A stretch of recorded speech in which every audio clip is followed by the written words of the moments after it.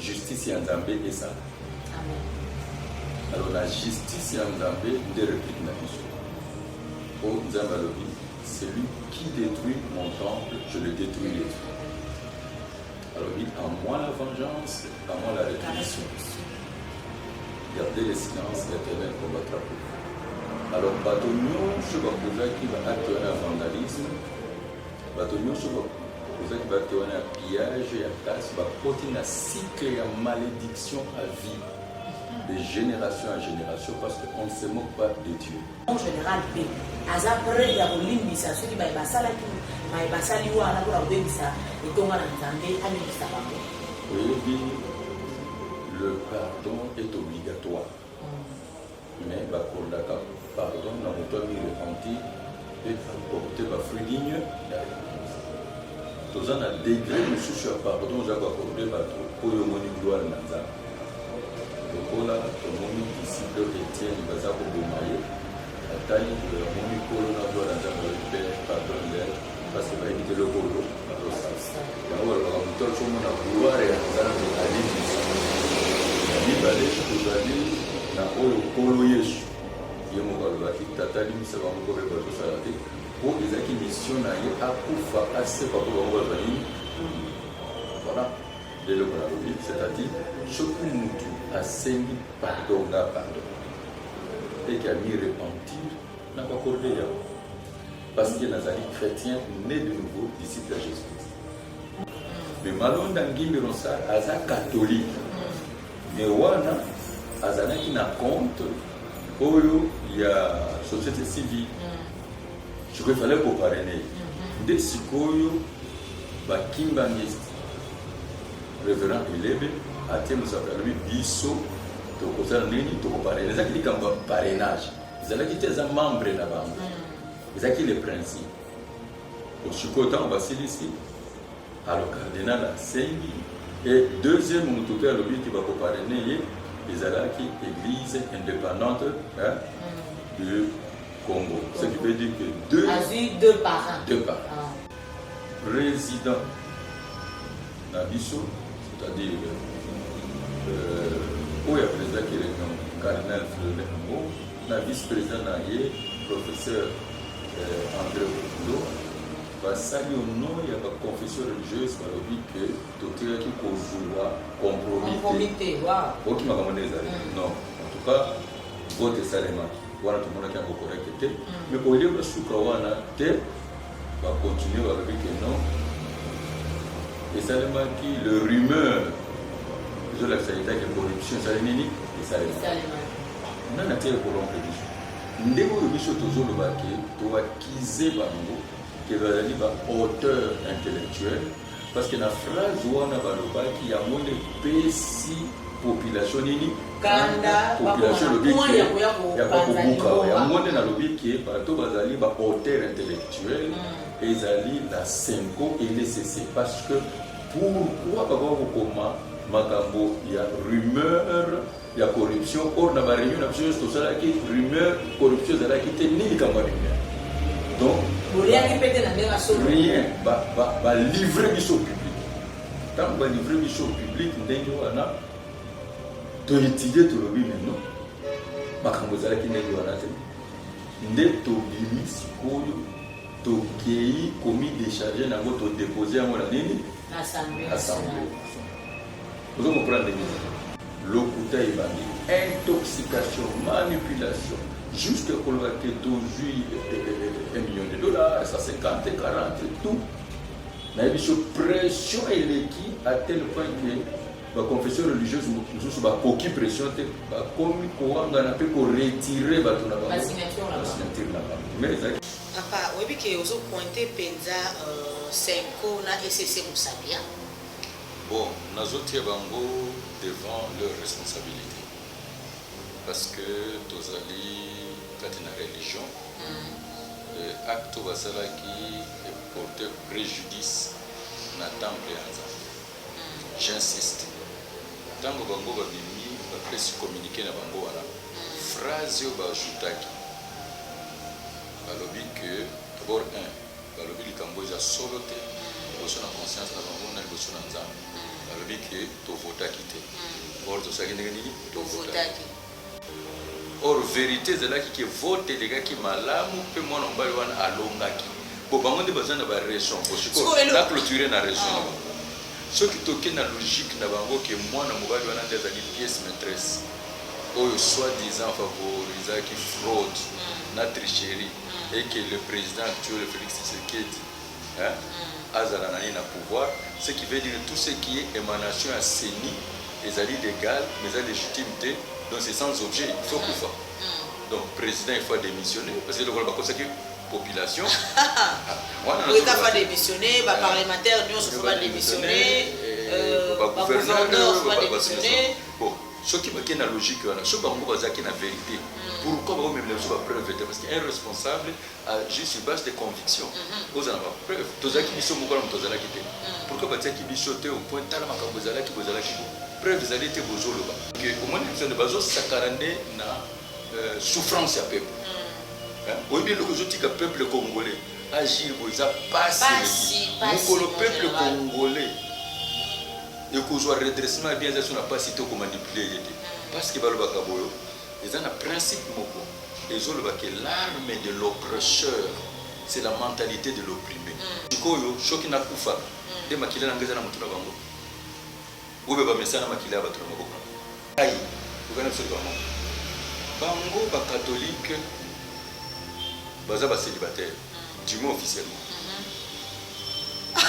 Dis-moi officiellement, donc officieusement, dis-moi officiellement. Mais ngai naza marié. Naza na bana, naza na bakoko. Et lelo mwana na ngai ayoka ki papa na yo. Apesi mbongo ya corruption. Non, quand même pour la dignité, pour la valeur, pour l'éthique, on ne peut pas accepter ça. On ne peut pas accepter ça. Et puis na conscience na bango na bayebi loko basali. Na boko ebisa yo ba makambo nyonso ozomona. Tu me donneras raison. Ça, la découpage de l'option. L'avenir nous donnera raison. C'est équiactif. Le pasteur Denis Lessi, Awangani Basal Nanzabe, Nyon Sabina, RDC, Moussa Nanzamba Solo Azati. Ça n'engage que l'humain. Parce que Nzambe na Lola, chaque jour, n'engue na lobby, na monde, vers na RDC, Azo Benga Bato, Kokot Savamona Moussala. Yo yebi na Boutu à l'élo.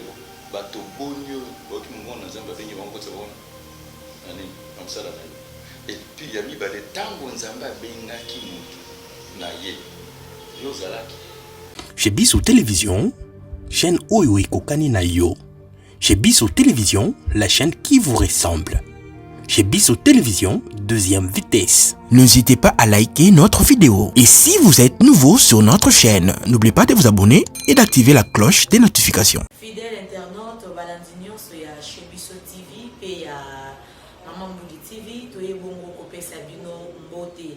Lelo, na tranche na bino ya émission, Tomimi Bongo projecteur na biso, et pas y a Moutumboye Bimalam Malam Koleka, il n'est plus à présenter. C'est l'évangéliste, le général Sony Kafuta Rockman, Tukei Bongo Kopé Saye Mbote Nambalamoko. Bonjour mon général Sony Kafuta Rockman. Bonjour. Bonjour papa. Qui nous aide? Il y a solo qui nous aide. Oui, on va contrôler la situation. Gloire à Dieu. Ce qui te lié bongo lelo et painayo, tout le but qui t'a le projecteur on a vu fait painayo.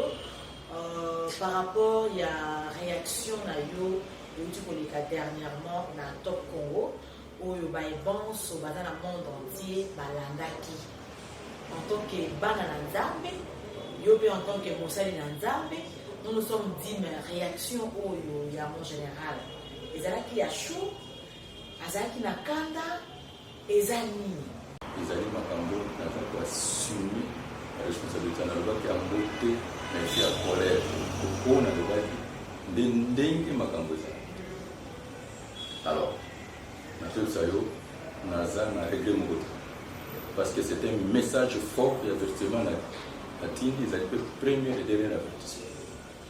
Donc mon général Sony Kafuta Rockman après ce qui acte à modèle voilà et s'est répété à Kende Ninga le Baki wana qui donc répliqué. réplique na biso ezali boye nangi nalobeli lipa moko nalobaki ke baza na monopole ya violence te parce que nous avons deux moyens. Il y a réplique et kosala lokola bana mais soki tozosala yango te mpo toza na crainte ya nzambe nde nakobaki sikoyo réplique na biso ezali très forte. Pourquoi? Parce que totiki justice ya nzambe ezala. Alors la justice ya nzambe nde réplique na biso po nzambe alobi celui qui détruit mon temple je le détruirai. Alors dit à moi la vengeance, à moi la rétribution. Gardez le silence, l'Éternel combattra pour vous. Alors Batonio se va poser qui va acter un vandalisme. Batonio se va poser qui va acter un pillage et un casse, va porter un cycle et une malédiction à vie, de génération en génération, parce qu'on ne se moque pas de Dieu. Tous en a trois sortes de justice. Tous en a justice pour le bateau. Ils ont failli pour nous gérer. Ce qui vient de dire magistrat, un serviteur de Dieu pour nous exercer vengeance. Tous en a justice privée. C'est-à-dire que nous saluons Mabé pour le bien à cause de cela. Tout dépend de Yoko Sala. Mais tous en a justice Yanzabe. Et Bisso, tous en a oyo, le col à tout pour nous à l'eau. Justice ya nini ya nzambe la justice ya nzambe ndi ya koloba bato wana mpo babima na makambo wana faut baconfession deux barepare ozomona mpe basengi pardon soki basali yango te de génération en génération. Voilà la réalité. Moi nalobi na yo que nasalaki yango mpo na koyebisa bango ke bamikotisi na likama solo bamikotisi na likama liboso na nzambe justice na nzambe esala mais tosimbi eloko moko mo général otu lobawa olobi soki basengi bolimbisi soki barepare nzambe mpe akolimbisa est ce que mon général mpe aza prêt ya kolimbisa soki basali wana mpona kobebisa etonga na nzambe alimbisa bango oyebi. Le pardon est obligatoire. Mais bakondaka pardon na moto ami repentir et apporter ba fruit digne. Tous en a degré mosusu ya pardon za bakorde bato oyo moni gloire na nzambe. Lokola tomoni disciple Etienne baza koboma ye atali koya moni kolo na gloire na nzambe le père pardon leur parce que bayebi te lokolo bakosala yango balobaka moto acomona gloire ya nzambe alimbisa libale tozali na oyo kolo yesu ye moko alobaki tata alimbisa bango mpo mpe bazosala te mpo ezalaki mission na ye akufa asepa mpo bango bazali. Voilà leloko nalobi c'est-à-dire soki mutu asengi pardon nga pardon eke ami repentir nakakorde yango parce que nazali chrétien né de nouveau disciple à Jésus.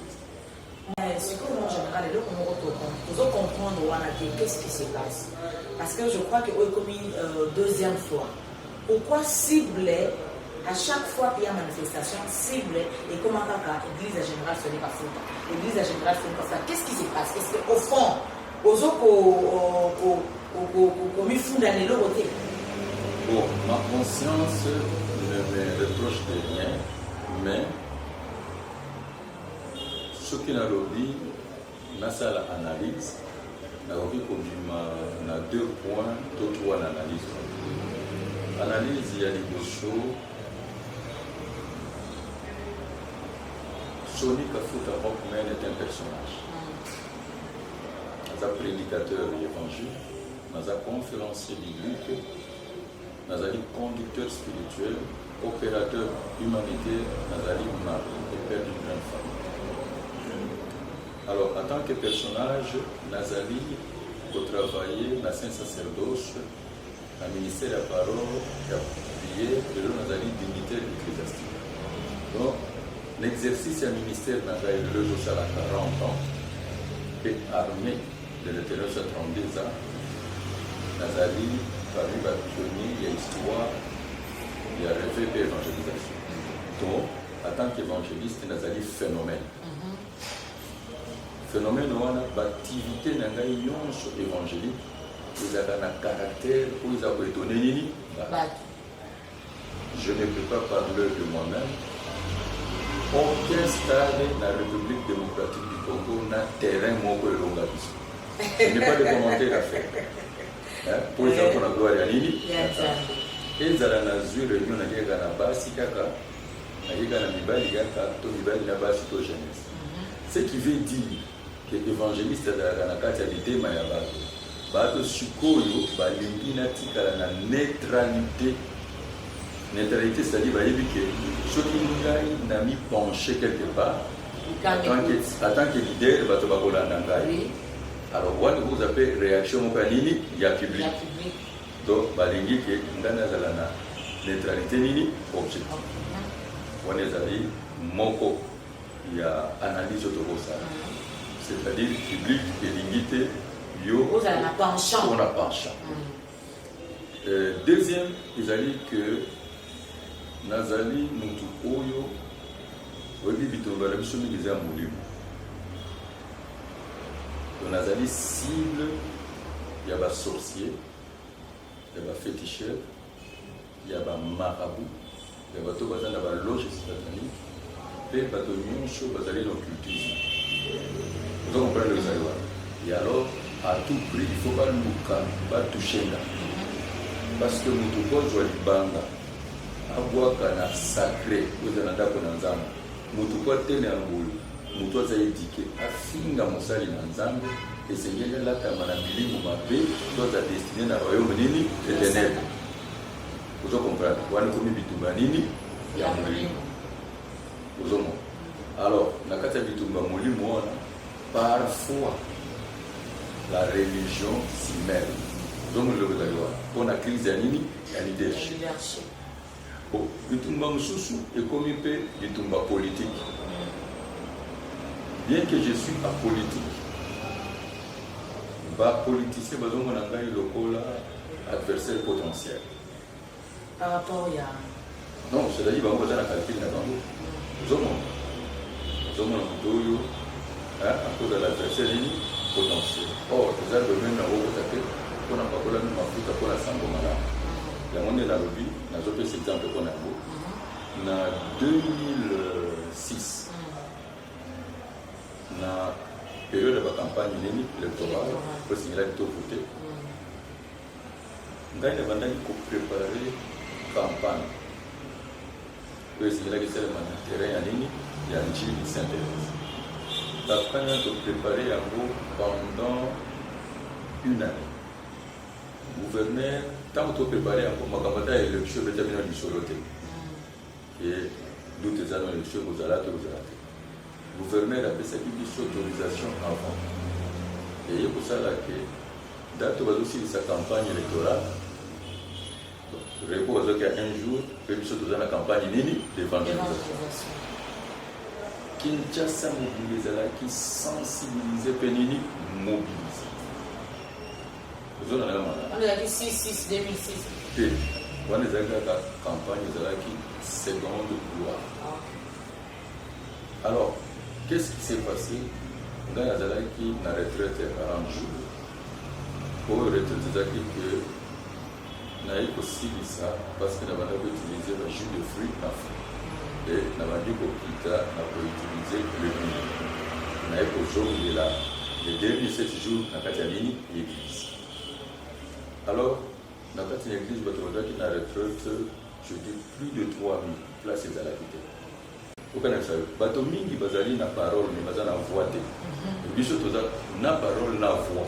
Il y a un peu ici, biso en général. En général, la lobby. C'est un peu de or, ils allaient qui n'ont pas intoxication, ils allaient qui manipulation. Je le confirme, depuis Nganaïbi, le président honoraire de la République démocratique du Congo, Joseph Kabila Kabange, a solo na ngai ni solo ya politique pas de localisation ma solo na msio de la to ya nzambe de la famille mokolo kaka mokolo ye alobi na biso makambo ya politique ezalaki mokolo ya concertation oyo bandaki kosala moto mpe abengisaki ngai ezalaki évêque général honoraire Albert Kankenza tokendeki ngai évêque Pascal Mukuna Pasteur Malasi na yemo ezatuni biso point de vue na biso bato ya église ya nini voilà donc ezalaki intoxication wana lokola peuple nayaki na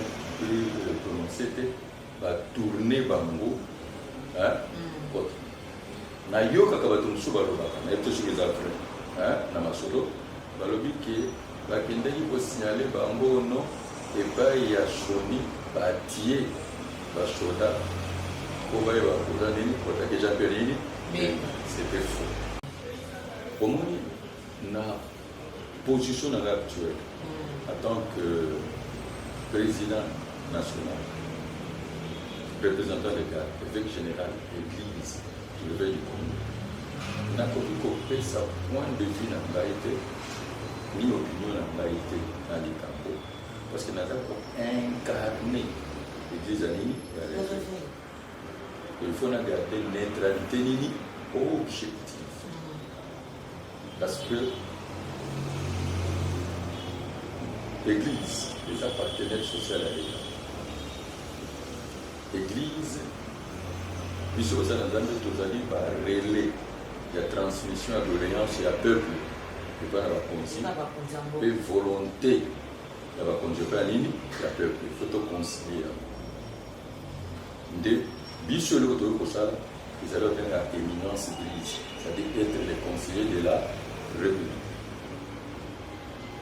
Alors na yango biso tozali bamembre ya plateforme ya confession nini religieuse ezali na 8 confessions religieuses à RDC mais toza mpe na bacommunauté ebele religieuse nazotanga tozali na catholique na Senko tozali na ECC c'est-à-dire baprotestant tozali na église orthodoxe toza na armée islamique tozali na église écumaniste toza na église ya nini ya réveil tozali na église ya nini indépendante mpe toye kokoma tozali na communauté musulmane sikoyo na plateforme wana ezali présidium c'est-à-dire ezali te na confession religieuse moko ezali likolo ya mosusu mpe ezali te na moko oyo ezali na se ya nini ya mosusu biso nyonso tozali na voix oyo moko toza na charte na biso na kati na charte na biso wana ezali poto promouvoir bavaleur universelle cardinale telles que l'amour, la crainte de Dieu, l'intégrité, la vérité et j'en passe. Sikoyo tozali pe ndenge ni tokoki kosala ete bakristo na biso to bandimi na biso bakohabite na société congolaise sans problème dans la paix, la quiétude. Yango komona ke travail wana tosali kozomona ke toza moko bamboka awa bamusulman na chrétien eglise tozala na problème. Alors tozali na monde na biso ya badécision consensus nde ezali idéal na biso mais soki tozwi consensus te toni accordé te na eloko moko tokendeke na faute. Alors tozali na secrétariat technique na biso sikoyo na nini na biso eloko moko landa mpona kopesa siko explication tozali sikoyo présidence topesa yango na Senko na église nini catholique to président ya Senko pete azali nini président na biso vice-président topesa na ECC président ya ECC pete azali na vice nini tozali na secrétariat technique okuna ezali na 8 experts de chaque confession religieuse na biso ezali nini apesi et ensuite tozali na point focal tozali sikoyo mutu oyo akordonaka bango ezali abbé Donatien Chole. On a dit que s'il vous plaît, dans le but que l'église est faite sans la carte, il y a pas de la carte. C'est pour le but que la coordination de l'issue, tout le l'équipe, pour le but que c'est secrétariat technique, tous les années à chaque confession religieuse, 8 lignes de tout le monde. expérimente pour que tout un peu nous avons la carrière les alliés travaillent sur le pays lié au Ndé Azali porte-parole. Alors, siège Nabiso, les alliés dans le centre interdiocésain na ville, où il y a 5 ans. Pour qu'est-ce qui se passe? Tous alliés dans la commission d'intégrité et de médiation électorale. Pour la médiation de la chefferie, pour les membres nyonso, il y a une plateforme qui s'appelle le chef de la confession religieuse nyonso, basée sur les membres. Alors, et ça qui est mandat du président à Séni, mandat de Silaki. Il fallait que y ait équipe de Nini, selon loi, ils ont dit que la présidence et la société civile. Si on n'a pas la société civile, tous les l'organisation humaine et ça. Les alliés il y a pas ici, les alliés de la civile, la confession religieuse. Mais dans la condition interne, les alliés moutons de la confession religieuse, les organiques direction. Alors, madame la présidente honorable, le président de l'Assemblée nationale, Chanine, avait dit ça qui est une confession religieuse. Alors, il dit tout ça a été l'état de l'Amboka, de changer. Si je dis que tant que coquille, tout il va se désigner pour la présidente candidat Nabiso. La présidence a mis personne. Si vous avez une seule observation, ce qui la Senko par l'Église catholique, l'ECC, préoccupation de la qui réforme. Des temps où non, token de la vote, token de la réforme. Quelle procédure à faire que la proposition pour ça? Nous avons déjà dit les Alaki, révérend Dr André Bokondo, Bolikabe, président national et SSC. Mais les catholiques, ils ont dit les Alaki. Ayemsi Bango, va faire service au temps où nous devons représenter Bangonini, candidat. Yango Tango to Zombi. Alors, comme Masolongo Banda qui est la une année, bateau baye baka Masolongo mingi za bateau interne, c'est-à-dire ba expert national international organisation nini il y a l'élection. Banda ko déposer ba candidature na bango soit na 6 soit na nini na 5. Zomo. Alors tozalaki na 24 22 candidature qui veut ko bakisa moko ya 5 na ya PCC comme 24 nini candidat. Alors, on a 24 ans. Bakei, la centenaire, de la protestant, vous êtes dans le mois de juin. Pour traiter, pour étudier le dossier de Moutoumoko, Moutou Corona qui l'activité, vous allez avec chaud. Pour les alliés, porte-parole. Alors, il y a beaucoup de gens qui ont dit compte rendu. Quand on dit il y a vote, toujours il y a. Le lundi 8 juin et mardi 9 juin 2020, les chefs religieux membres de la plateforme de confession religieuse de la République démocratique du Congo ont tenu une réunion à la salle polyvalente Passigna du complexe scolaire Cardinal Mousseum pour désigner l'aide délégué à la Commission électorale nationale indépendante CENI.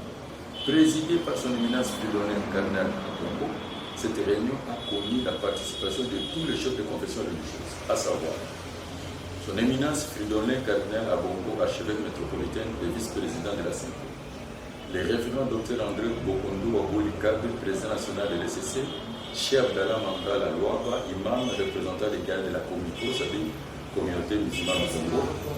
C'est un autre critérium. Basé à la présélection des candidats pour la désignation du délégué des confessions religieuse à la Commission électorale nationale indépendante, le rapport du secrétariat technique a été approuvé à l'unanimité et sur 24 candidats en liste, 6 ont été retenus et présentés au chef de confession religieuse. Ces candidats sont donc 6 candidats au Vatican. Les alaki Kati Makaza Diteni, Lumumba ya Sylvain, Bonso Jérôme, Malonda Ngimbi Ronsard, Révérend et Ale Bossela et Ebotoko Siri. Les candidats par rapport à 24 candidatures au Bouyamba. Si on a une observation, ce qui Malonda Ngimbi Ronsard, c'est un sujet qui a problème. Pourquoi Abbé Chole Oyo Azaki n'a pas d'information sur la personne à Salakite qui va éliminer parmi le 16 euros 16 euros. Pourquoi Atiaki Batiaki Ao?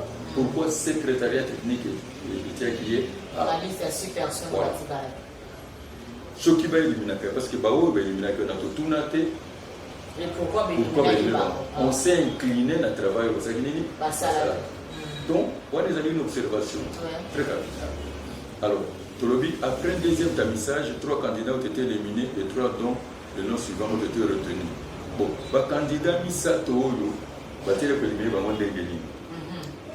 Son éminence cardinal Fridolin Tambo Bandi a exhorté Bishop et tous les responsables de la conscience dans Bishop parce que cette décision Oyo ils allaient condamner nation. Tant qu'il va décider. Je vais exhorter Bishop là. Mais après si Bishop information. Alors, 3 candidats basalia. Attendez que vous Bango. Les candidats Oyo, tous les informations. Et bien sûr, ces informations, basali proche de Mokonzi Mboka. Et je confirme, Mokonzi Mboka, c'est-à-dire le président du chef de l'État, Félix Tshisekedi. Des motifs et ça qui est donc, voilà, après cette information. Or, dans le règlement d'action intérieure, on peut ajouter Bazali dans la coalition politique. Or, dans le cas de la Bichot, ceux qui nous ont soutenus par la coalition politique, de rejoindre, de l'équisayété, pour l'enseigner, il faut indépendance. Voilà l'information après ça. Si Manangu a changé schéma, il va que ça de la critérium, c'est-à-dire que nous avons un point. C'est notre critère. Alors, bon, il faut chaque candidat a la parrainé, je dis bien, parrainé par confession religieuse. Or, ce que tu as dit dans votre union, l'église réveille à ça. Bango nyonso baza ba indépendant, ba outil société civile, tout le monde a 2 candidats au boti na confession religieuse, c'est-à-dire révérend et aller bosser là et Botoko Cyril, c'est-à-dire il y a 5 ans, il y a 6. Alors, donc les acquis parrainage, tout le monde mutu ya ba expert, ya ba musulman. Alors billet c'est ngeli azu bazo wakati makaza diteni. Mais chef na confession religieuse a mis manifesté qui était detina bazwaki. Batangi Lumumba ya Sylvain ngana ligaki na zoyi mais lokola na skolaki na conseil des sages et puis ba candidat na biso baliniaki ya église à réveil bazalaki éliminé candidat ya armée du salut bazalaki nini éliminé candidat ya ba musulman bazalaki nini éliminé. Bon, Tommy les pas. Et comme les hasards, tout le monde coïncidence, le candidat nous soit dans basé par des sortisans et Kassai. Alors tout ça qui va mourir, alors après deuxième tamissage, 3 candidats ont été éliminés et 3 dons de noms suivants ont été retenus. Totikali, Namalonda Ngimbi Ronsard, révérend et Ale Bossela et Ebotoko Siri. Na misa toko Totikali. Il fallait base à la parrainer. Révérend et aller au CELA, Azali candidat à ECC, l'église du Christ du Congo. Parrainage déjà parrainé l'église du Christ. Et Azali membre de ça. Et Botoko Cyril, basé dans 5 ans, c'est-à-dire catholique, Azali membre à l'Iban. mais malonda ngimbi ronsar aza catholique mais wana azalaki na compte oyo ya société civile je crois qu'il fallait parrainer nde sikoyo bakimbangiste révérend Elebe atie mosape alobi biso tokozala nini tokoparraine ezalaki likambo parrainage ezalaki te eza membre na bango ezalaki le principe osikoyo ntango basilisi alo cardinal asengi et deuxième moto mpe alobi ete bakoparraine ye ezalaki église indépendante du Congo. Ce qui veut dire que deux parents. Alors, batangeli biso sikoyo ba CV na en tout cas tous na bato maïl ba o nyonso ba présentaki biso bazalaki vraiment ba au cadre pour l'organisation. Alors révérend Elebe a bandi parce qu'il fallait pour faire sa commentaire sur chaque mot. Il y a le bino et donc le choix bandi géopolitique. Alors le président de la République Azali Kasai et président de l'Assemblée nationale Azali Équateur, le président de la Liboso, toujours appelé Moutou Bicho et Nekongo, c'est-à-dire Congolini, tu as nous signé la responsabilité à volonté. Et puis à Ekolobake, il y a un Moutoukanda qui depuis CI, qui a comme la ligne, n'a CEDI, puis le gens a occupé poste de secrétaire national exécutif, c'est-à-dire technicien administratif. Alors, a assisté à l'élection à sa moto Azakati à Yebi Makangolini. Alors, Balamo Tomoni Sukoyo, son éminence cardinale a Ekoloba. Alors, non, Tokiko Joyete. Pour la raison avancée. Alors, dit que l'élection en 2018 est chaotique. Alobi ye malonda ngimbi ronsar nde mutu oyo azalaki pièce maîtresse pour na favoriser tricherie et fraude oyo ezalaki ete le président actuel azalamini na pouvoir ndesika tension bandeko komata nini. Donc son éminence doit reconnaître que l'élection en 2019 ezalaki chaotique. Alors, déplace tension, ça n'est ni. Alors, Balamoko échange bandi wana débat. A continuer. Alors, lui qui est lié Azali chrétien catholique. Mais, à Kokaki pour dénoncer Makambo wana te, fait que démissionner te. Ce qui veut dire Aza accomplissement. Alors, débat à Mokandi, moi qu'on a besoin de la télé, mais que non. Bino, à chaque moment que la République démocratique du Congo et l'Ingi, écoute, on a un rendez-vous à destiné au Rango, Bino vous a toujours interférence. C'est beaucoup à cause et à blocage. Alors, dit historique, aux plateformes nationales dans la Vénévo. Depuis, la conférence nationale souveraine. Aïko Goba na niveau il y a 2006. Préla Nabino, après les élections, a dit qu'il y a un pasteur comme la tricherie, le résultat de la clinique conformité. Oui, il y a une preuve pour jouer à la il y a une crise, la crise on attaque congolais, mon pote, qui s'est fini, responsabilité on a de quoi l'écolo. Pas tout bas pour cette pilote qu'on a en crise de Salama. En 2011, prélat na bino lisusu alobi ba vérité oyo ezali ya crise ezali na 2018 bolobi lisusu ndenge wana na 2006 moto azalaki na malumalo NAB kondimi ete na 2011 moto azalaki wana moto ya ECC donc passer ngolunda kondimi ete na 2018 moto azalaki wana moto ya ECC parce que na l'assemblée de Dieu na nga kondimi ete. Finalement, Bino vous allez toujours dans la contestation. Bon, les lots Bino que vous avez complice parce que selon la loi, Esaïa Kana Séninde Azali n'a pouvoir de proclamer par résultat. Et puis, ceux qui vont contentieux Ezali, à l'époque, Ezali Cour suprême de confirmer yango soki eza ko constitutionnel. Mais tant bazosenga na bakotation bana bapreuve boyaka yango te bino boza nini complice. Alors tokoki kocharge mwana mobali oyo te en tant que congolais na une grande responsabilité boye te. Nde ngai naye kotelela nalobi bo en tout cas nasengi na bino soki boye toyeba baoyo bazali na sujet baproblème totika bango tozoba oyo baoyo toekartaki nini liboso abesholi atelemi na bite wana eza kozongisa biso nsima mpe ajouté alobi te tozalaki na 40 000 observateurs mais ye alobi ono tozalaka na 17 000 pamba oni badeba ndenge eza kotourne. Alors toye mpe moko susu na biso atelemi alobi te révérend eya libosela ye atikelaki kozala candidat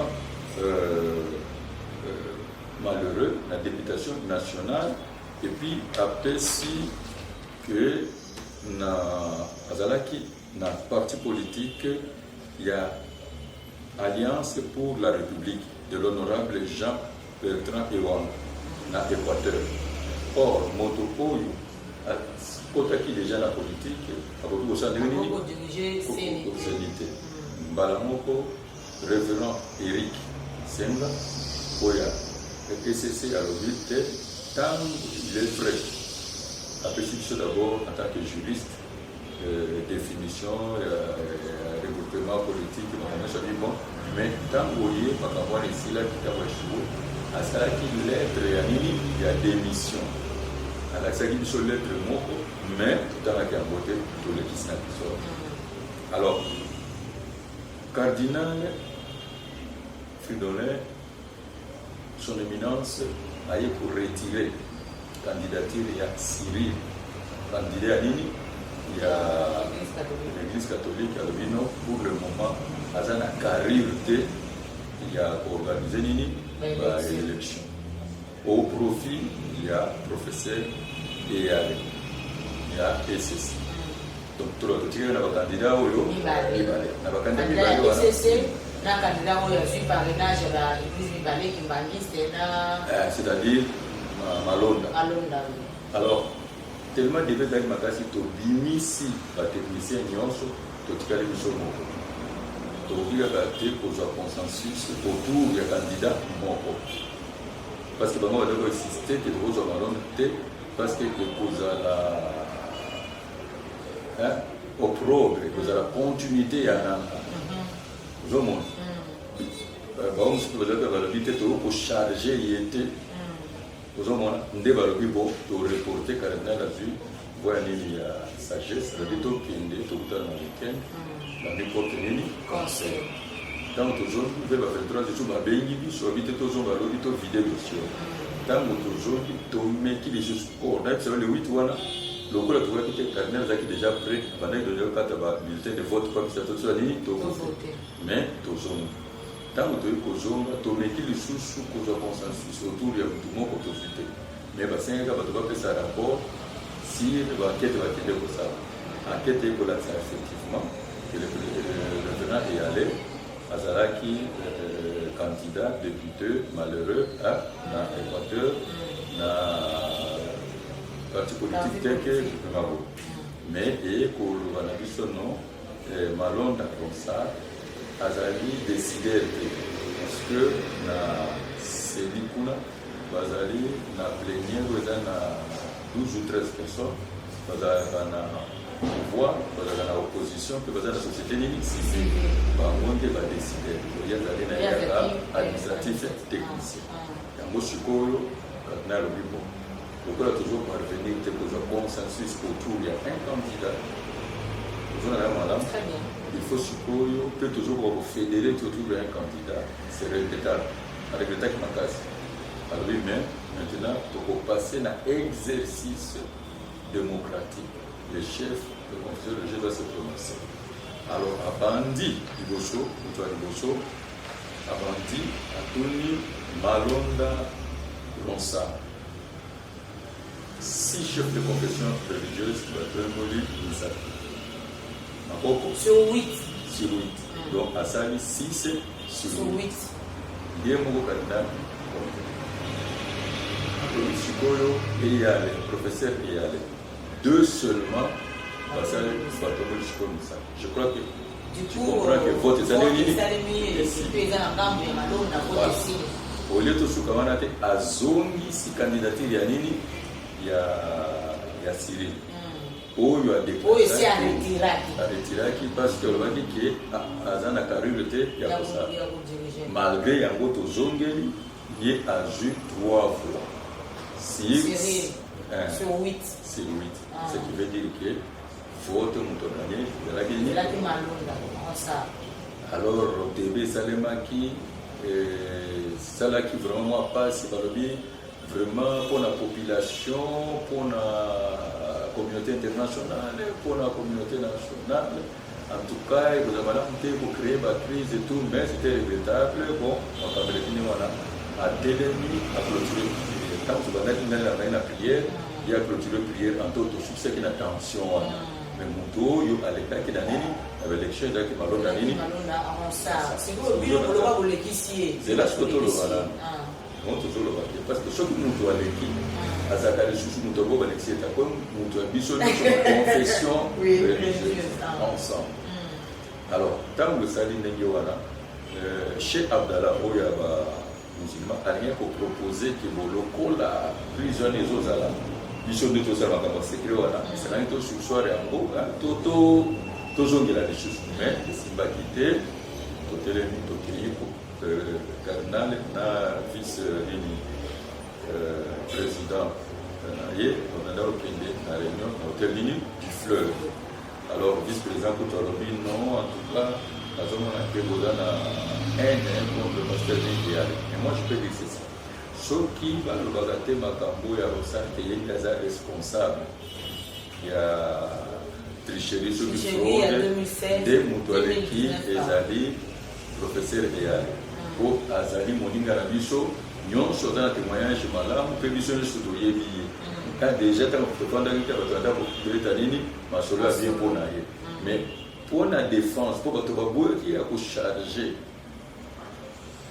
un Congolais, où la responsabilité monnaie d'Engewa. Et puis, dans la loi Seni, il y a que on doit faire la carte à la ligne. Dès le temps où on a l'habitude de la choquer au salini, au cinéma, tout ça, la contre-antique. Tout ça, la procédure de base de courant, tout ça, la diable. Tout ça, la fiduciaire, mais où est-ce que ça se compte? Il y a la zone bâtie. Tant que tu as le commis, ce qu'on a dans la point focal. Ok, un bureau n'a pas assis. Un bureau n'a pas médé tout fan. Pour homme, les alliés qui atteignent, parce que tout le 8 confessions religieuses, excepté les 2. Et puis, expérience sur la mission de la qualité de Dieu. Mais dans la loi la majorité, s'il vous plaît, parce que c'est la plénière qui est une majorité, là vous connaissez qui remarque avec non, est-ce que tu vas contacter tes candidats, tu as un point de vue dans ma Makambo. Mais quand tu as là qui a dit que non, le candidat ne pouvait pas pour ça la demande, parce qu'il y a des présidents et vice-présidents, on ne pouvait pas nous laisser comme ça, on devait dire quand même un mot. Des décisions économiques, tout ça là, contre rendu, tout relaté les faits des la procédure, tout ça là qui a voté signé, mais ils allaient qui déposer, ils ont un malade. Mais au même moment, quand vous manœuvrez le sol, on a signé déposer, à te subir pression, ma casse, la bonne origine à pression. Pression, ils avaient tout retiré, la signature. D'abord, tout le monde a disparaître, il y a un monde à terre, et revenant à élever, Moussoussou va y convoquer, va voter le passeport. Alors, pression pour marquer, pression déjà que Toye va pour retirer la signature. Alors, Moussoussou qui va SMS pour menacer Bissot. Alors, la pression anonyme, la pression. Pour des raisons personnelles, d'abord, la pression de Mouchouak. Nous avons la pression de Mouchouak et tout retiré, il va sentir la Bissot. je comprends. Et pour ça, l'objet n'a pas tant que tout le monde qui n'a pas dès le petit gars qui surtout qui peut déposer à la ligne dans le Parlement. Tout le monde a pas communiquer voilà président Nabiso, c'est-à-dire où il y a président qui réunion cardinal Fleury, la vice-président Naye, professeur André Boudou. Ça y est, non, il y a pas de confession religieuse, par le but que docteur qui cause compromis. Ok, ma maman non, en tout cas, vote salement. Voilà tout le monde qui a encore correcté. Mais au lieu de ce qu'on a fait, va continuer à le dire que non. Et salement qui le rumeur de la sanité de corruption, ça n'est ni et salement. Non, n'a-t-il pas corrompu le bichot. Ndégo le bichot toujours le baquet, doit acquiser bango.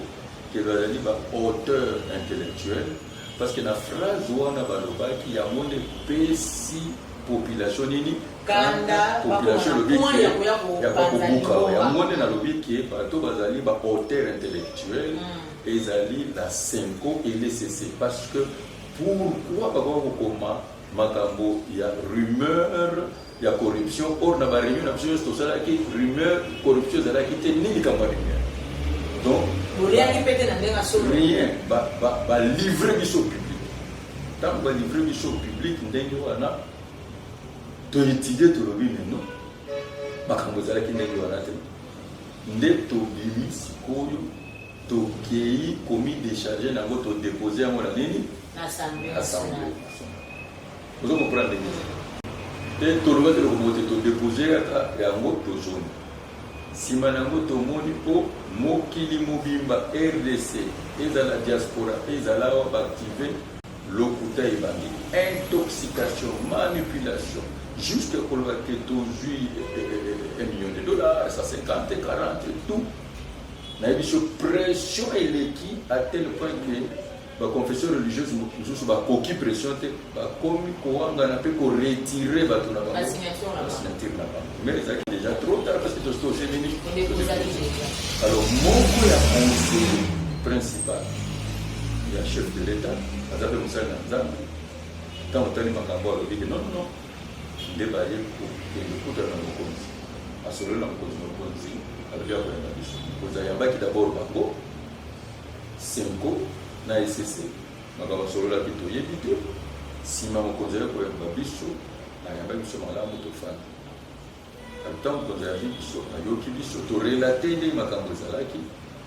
mokonzi azongi biso lobi bino bozali ba papa na biso moli bino ni boza kotambusa biso bozo gérer conscience na biso bozo gérer moralité na biso bozo gérer spiritualité na biso bino ni boza la paix na sengi bino unité surtout ça donc il y a une na boy plateforme ya confession religieuse na mboka na ngai ezala na division ya mibale alobi na sengi bino bozonga boyokana mais suwe na ngai ezali il faut botia mutu oyo akozala accepter na bino nyonso par consensus sinon soki ebandi bo na ba protestation et que déjà na ba protestation je vous explique je vous en prie oui que na niveau ya vote ezalaka oyo a reçu amona toujours organisation de la qui malamu oyo azangi amona toujours organisation de la qui nini mabe voilà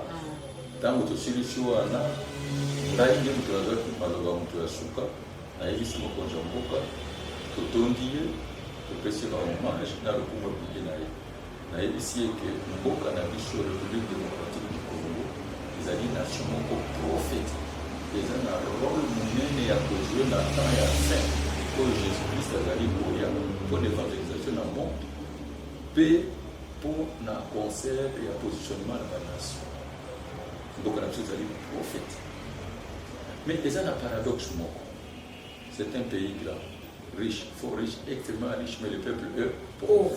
Très pauvre même. Voilà. Mission Nzamba Peshio, ça pour lever défi, il y a paradoxe. Directement, Yomoko Zoloba, il faut instaurer l'étanini de droit. Bible Péda Global, la justice élève une nation. Et quand les justes se multiplient, il y a une bénédiction. Donc, on a fait pour comprendre. Si on a exhorté, c'est l'Église et réveil à Congo, pour prêter une main forte d'une façon inconditionnelle, parce que vous avez fait la vie, vous avez fait. Otika Kobomba Bondimina Yote. On a rappelé le devoir de mémoire. Dans la réunion publique dans le stade, juste après l'investiture, on remettre Mboka na biso na maboka nini ya Nzambe. Susu chaise na yo na maboka ya Nzambe, le Nzambe appelle son intelligence, appelle son sagesse à diriger Mboka.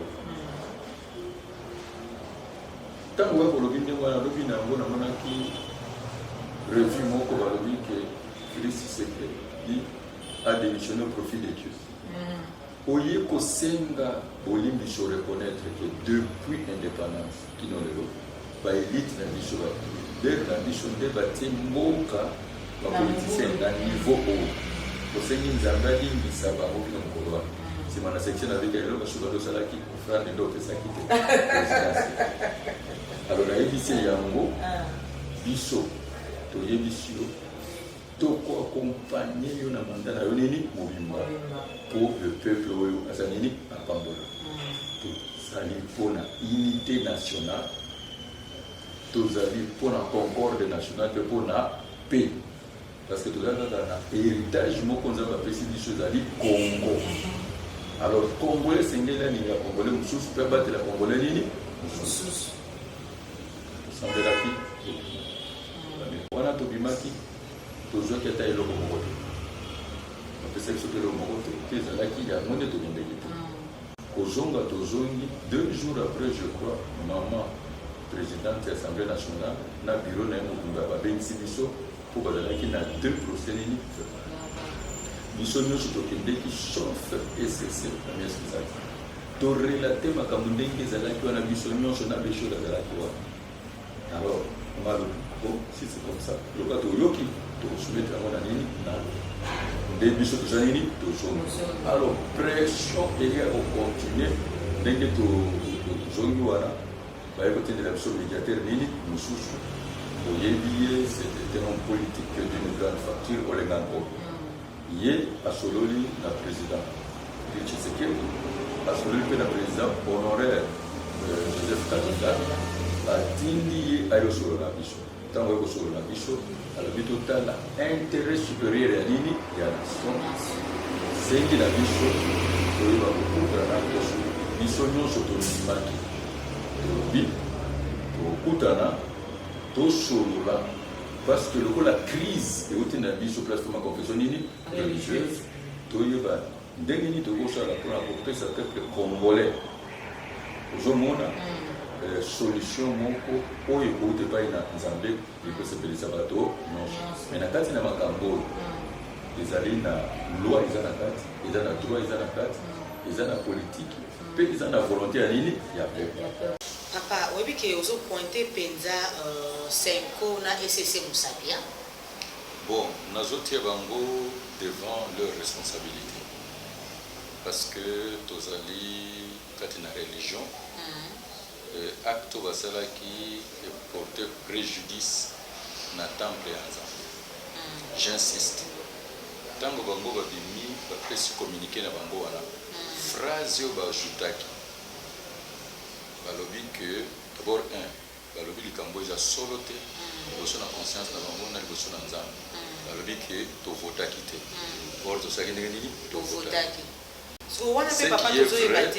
ce qui est vrai totikalaki kozwa consensus te mpo na vote esalemaki parce que bazoli bo tovotaki 3 fois kovote 3 fois ndenge napesa exemple nganga Nzambe mokonzi cardinal aretiraki nini Cyril sikoyo bakandida batikalaki boni mibale bon candidat moko ntango azwi 6 oyo mosusu azwi 2 match esali ndenge nini bon baraison nini etindaki azongisa lisusu candidat oyo aretiraki malgré azongisi ye candidat nazwi 3 fois azwi kaka te donc c'était fini au problème ezali faka baza na courage ya koaccepte yango lokola bango bazali na bainformation to nayebi te ndenge nini bazolinga na bango mwana mobali wana te likambo nange ezali pourquoi bakomisaki wana Mais parce que bato bazolo ba mususu bazolo ba ke bino boliaki. Comme d'habitude ba passer le sala bolia. Sinde na lobi. Ah ba lesa ki bino ya mona bo ke na candidature kaka ya Ronsa. Na boy politique mabe to polémique. Mais ngene solo komoko devant notre conscience, notre mot ko besi son bon côté. Le temps to kende kuna likambo mbongo za la quitter. Oh nazoyo yande ezali makambo nini ya solo. Ezali phrase bango bangonde balobi le rumeur. Ezolo bake ya une corruption bangonde ba taxer omoni baboyi ko attaquer biso directement mais tango bango balobi ndenge wana nde sikoyo bato balobi ke biso tozwaki nini mbongo. Alors, intoxication, manipulation, mensonge côté, bato comme ça fake news ou message, d'endenge wana ba alimenter. Hein, c'est la manipulation et où tu vois parce que ba yebisi bango vérité té. Or vérité c'est là qui vote les gars qui malamu pe mwana mbali wana alongaki. Bo bango de bazana ba raison, bo la clôturer na raison. Ce qui toque na logique na bango que mwana mobali wana ndezali pièce maîtresse. Oyo soi-disant favorisé qui fraude, na tricherie et que le président actuel Félix Tshisekedi azala na pouvoir, ce qui veut dire tout ce qui est émanation à CENI est légal mais à légitimité, donc c'est sans objet, il faut qu'on fasse. Donc président il faut démissionner parce que le gouvernement comme ça que population il faut démissionner, les parlementaires il faut démissionner, les gouverneurs il faut démissionner. Bon, ce qui est la logique, ce qui est la vérité. Pourquoi vous même les preuve? Parce qu'un responsable agit sur base de convictions. Vous avez la preuve. Pourquoi vous avez sauté au point de vous avez preuve, vous allez être logique, on a dit que vous avez dit alors, ce qui est la logique, ce qui veut dire que vous avez la logique, alors tu peux sa raison à son excellence Fayou. Tant que vous réclamez la vérité. Or, biso tozali à politique. Biso problème la biso zalaki, il faut établir la vérité dans notre conscience pour que tu agir. Est-ce que na âge nango ko manipuler nga? Non. Na âge nanga yo non. 41 ministères. Non. Ou acheter conscience nanga pourquoi? Ce qui n'a yebi sur maman, moi na mobile yo na mwana na yote pe na yebi ete. Je connais la commune comme on a na Facebook. C'est ça aussi parce que nous sommes que non parce qu'il y a une relation et malam. Relation c'est venaye. Il y a za catholique. C'est venaye de convaincre biso. Na lingi bon, autour de la question de na pointer des confessions religieuses. Je te donne un devoir aux alliés professionnels. Kende à partir il y a le 10 juin. Dans les réseaux sociaux. Luka ba publication il y a révérend Eric Senga, il y a SCC. Luka ba publication il y a Abbé Chole. Luka homélie, toba intervention il y a cardinal. Ça la découpage au commun qui abimisi biso ba corrupteur. Mais à livrer biso la population sans conviction au bisopé. To yoki mo makambo ebele na senase. To lobi yango te parce que toza na fondement moko te.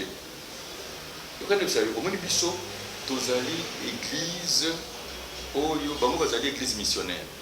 Bazo dépendre na Occident pe na Europe. Bazoaka ba injonction na bango. Mais biso tozali église missionnaire oyo tozali fondation na bango. Yesu a fondé yango par nous ici ndeke partout na mokili mobimba. Biso toujours comme injection à mon côté. Je suis devant ma conscience. Vous comprenez ce que vous allez. Alors, tant que bango so bango biso to yoki, l'Union européenne appelle si bango mbongo. Et bona à partir de moi aussi au lobby mon général c'est pas jumbo il y a Union européenne. Ndenga na lobby. Nazana ba preuve te. Il faut na kine ko funda bango. Ndenge ya lobaki. Quand tu parles de rumeur, na par exemple kaka moko, nous en de moi. Ou pour moi on parle moko à lobby violenté. Non, non. Namoni muto yo alina ko violenter alati chemise ya karo otala nani otala ye. Tu vois, ezali projection, ezali ko introduire pensée nakati ya bato oyo ba pyromane ba allumer feu ba bebisi mitema bato na likambo eza solo te ba komisi biso lokola mutu wana ba jouer lokola ba convaincre peuple que au moins personne bazo sakarande na souffrance ya peuple oyo bien loko zotika peuple congolais agir boza passi mukolo peuple congolais et qu'on soit redressement bien ça n'a pas cité comme manipuler parce que balobaka boyo ils ont un principe moko ils ont que l'arme de l'oppresseur c'est la mentalité de l'opprimé donc là le peuple est opprimé soko bimisi oyebisi muto lobi ke muto est cause ya malheur na yo yango po mona ka ba charlatan ba sakana kana ba beaucoup ça na kati na famille na bino ils ont yaya moko a reçu avec une bienda sur la chance na bino nyos oyini yaya na yo parce que tu as ils ont manipulation je te l'ai dit ils ont manipulation. Donc alors, en conclusion mon général Soni a koloba nini na ba union so ba ko chance ya kolanda émission oyo par rapport il y a dossier il y a président il y a Seni et le konga na obi koloba ezali que oyebi le Congo au Congolais héritage kaka moko nzambe apesi biso ezali nini Congo et Congolais a travaillé na unité na concorde nationale pe na paix Congolais alinga ndeko na ye Congolais et puis biso basali na nzambe toyeba koajour lokola bapoliticien te subversion diversion kosila bamosusu makambo bo sikoyo shoki nakufaka nde makila na ngeza na mutu na bango obe bamesana makila ya bato na maboko na oui, comme dossier moussousou en général. Parce que tant que vous avez des est-ce que vous avez des conséquences Ngai, vous connaissez ce moment. Bango, ba catholique, baza célibataire, du moins officiellement. Du moins officiellement, donc officieusement, baza célibataire. Du moins officiellement. Mais Ngai naza marié, naza na bana, naza na bakoko. Bango baza na pasi. Il y a socialité locale en bas. Pour bango baza prise en charge na communauté na bango à partir extérieur. Bango bakende na ba chancellerie na ambassade. Biso to ngende pour nous visa. Vous comprenez? Et biso toujours dépendre na bandimi na biso. Et lelo mwana na ngai ayoka ki papa na yo apesi mbongo ya corruption. Non, quand même pour la dignité, pour la valeur, pour l'éthique, on ne peut pas accepter ça. On ne peut pas accepter ça. Et puis, na conscience na bango na bayebi eloko basali. Na boko ebisa yo ba makambo nyonso ozomona. Tu me donneras raison. Ça la découpage de l'option. L'avenir nous donnera raison, c'est équiactif. Pour mon général pour la éthique, pour la valeur, pour accepter ma pour la dignité. Mais parlons de la dignité, parlant de la valeur, parlant il y a de l'éthique. Mais le pasteur Denis Lessi, ça n'engage que lui-même. Parce que Nzambe na lola, chaque jour ndenge na lobi, na monde, pe na RDC, azo benga bato, kokotsa bango na musala. Yo yebi na butu ya lelo, bato bonyo, bauti mungo na Nzambe bengi bango kotsa bango na musala na yo. Et puis, il y a mis le temps où Nzamba bengaki mutu na ye. Yo zalaki. Alors, ça n'engage que lui-même. Ça n'engage que lui-même, le général Soni Kafuta, Ozali Bongo, président, il y a l'église des réveils na Congo. Les loyaux, tous mon avis l'évêque Pascal Moukouna alla en prison. Mais apparemment, président Akangi Monoko, apparemment président il y a l'église des réveils Akangi Maboko, apparemment président il y a l'église des réveils Azosala et l'autre côté on a évêque Pascal Moukouna na kati ya prison. Ça ne vous dit rien? Bon, au moins il faut que tu aies les médias parce que bande konde baligaki liboso ba débordaki. Au moins que tu aies regardé nini makambo tu établir vérité. Mais de nature, Nazamuto yo nagata calme na makambo nyonso. Évêque Pascal Moukouna, c'est une grande personnalité religieuse. Agati Mboka, na biso. Azali membre fondateur ya Église du Réveil ya Congo. Parmi les fondateurs de l'émission. Aza ko diriger communauté monene ya Asika.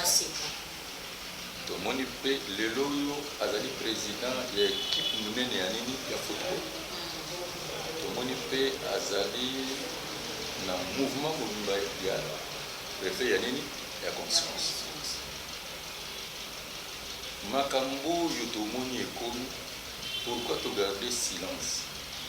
La vie agit à silence. Et nous toujours aller pour agir. On peut t'emboîter dans makambo toujours ça. Parce que les gens makambo, au lieu de se donner par surprise, peut au moins n'envoyer pas dans l'état. Ce qui va y avoir n'envoyer pas dans la biche. Dès tout ça dit que conseil des sages, et fanda et dans makambo. Les gens makambo ya tata. Attention le quoi. Il faut prendre cela avec sous réserve. Total exemple, mon appelle ça il y a Noé. Noé Mili Masanga Alangwe, à côté na tante naye, c'est un endroit qu'on a yalali. Moi, na yoko kota na couloir, na côté na tante ya tata. Amoni abimisi bilamba, moi na wana bimeke ko rapporter na ba mususu à ce qui tango tata la muki alobi malédiction ça n'est ni nous avons préféré de pesa qui ordre que mosali na nzambe mokote aloba likambo to sala commentaire soko zomo na mosali na nzambe zolo likambo azo sala commentaire azaka na biso te vérifier ba onyo so bazana biso ba garder nini silence en commençant par moi-même to pekisa ki bandimi nyonso même écouter la nini likambo et nzamba yoki biso. Le procès se passe en 8 clos. Le procès comme qui presque na souka local ba vie za la kini partager ba réouvrir le soutien et je crois que toute la justice c'est ça la nini makamana. Donc là je ne peux pas le zomona que nakokaki koloba mingi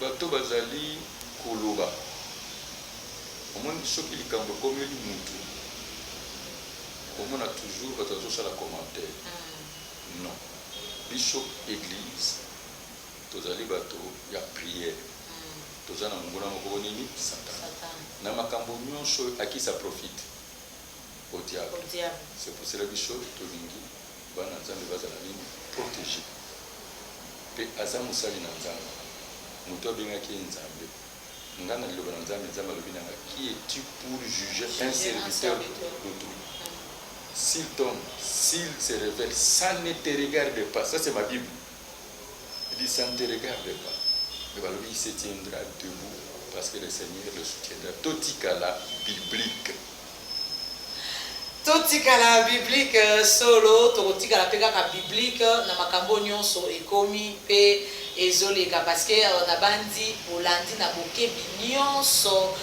lolenge kani mon général Soni Kafuta a expliqué par rapport ya dossier nyonso ndenge bandi ndenge zoke ndenge komi na bibai wapi tozoko okende papa na bandi tozo suka pona mukona lelo en tout dernier mot na lobiete oyebi ane oyo mokili mobimba eza secoué na COVID-19 crise sanitaire nazo combattre na bato nyonso oyo babeli nzambe abikisa bino amen nazo combattre na bato nyonso oyo babikisi babungisi ba être cher mais nazo senga na bato cette maladie n'est pas un mythe c'est une réalité alors pour na bolamu na yo pour na bolamu na ngai to respecter oyo ba règle ba pesi biso c'est-à-dire distanciation sociale, distance physique, kosukola maboko tango nyonso, kolata masque sokoza kozaneni kobima. Ozomona toyeba ko respecter makambo nyonso saneni balobeli biso. Nzambe azana besoin, nzambe azana banini. Pe tobonde la makasi ete mangomba efungwa parce que na période oyo ya confinement oyo Satan a gagné terrain mingi. Kobondela na temple po kobondela na ndako zali ni différent. Oyo na saint ba Christ nyonso malgré les autres qui na kilte te mais oyo ba yokolo se que une église sala na ndako. En tout cas, bandeko batali ya Chebiso, pe bandeko batali ya Maman Mbudi TV, na ba internaute nyonso bipa ba bozwami to tondi bino botondi lolenge kani bo disposer tant na bino pona kolanda émission na biso tozala ki bongo na mon général l'évêque général le général Soni Kafuta Rockman onga na benga bongo les professeurs ordinaires na émission na biso alobeli biso pe atalisi biso ma esengela ki atalisa biso pona ko éclairer public pona ko éclairer population congolaise en général pe quinoise en particulier na boye na bandi na tiebino boye bye bye et à la prochaine merci.